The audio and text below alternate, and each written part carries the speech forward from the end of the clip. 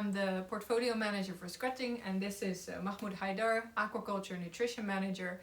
And today we are going to record a frequently asked questions because we quite often get the same questions from different partners, and we figured why not record those and answer the most frequently asked questions.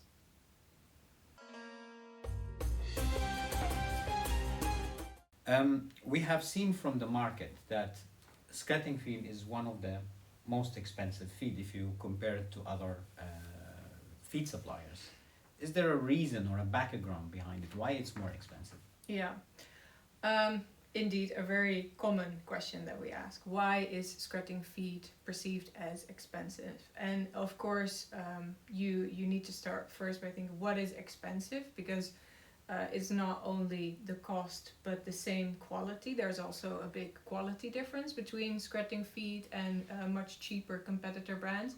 But what people may not realize is all the research that is behind all the diets that we produce.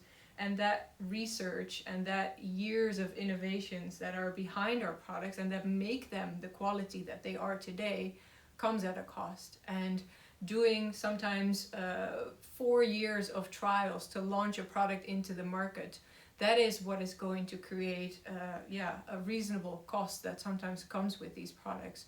So the quality comes with a price. Yeah, okay, interesting.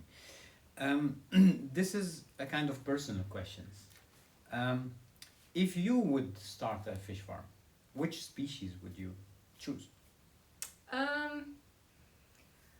Well, I think first of all, I would choose a warm water species, because as a fish farmer, you're with your hands in the water all the time, and doing that in a 10-degree water is probably not going to be that enjoyable. So it definitely has to be a warm water species. And I think I would like to farm more of a niche species. Mm-hmm. So there is still room to learn, and not everything has been figured out yet. And in the Middle East, we now deal quite a bit with barramundi. And especially in the hatchery phase of barramundi, there's still a lot of room for improvement. So at the moment, we see about a 50% average mortality rate, a lot of deformities in the fry.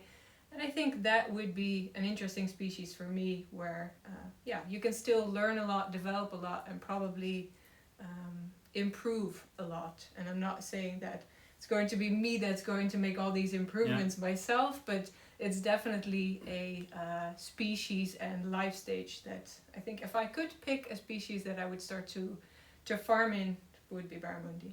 How about you? It is a very nice question. If I would go with tilapia actually. And there is a reason. Tilapia is very resilient fish.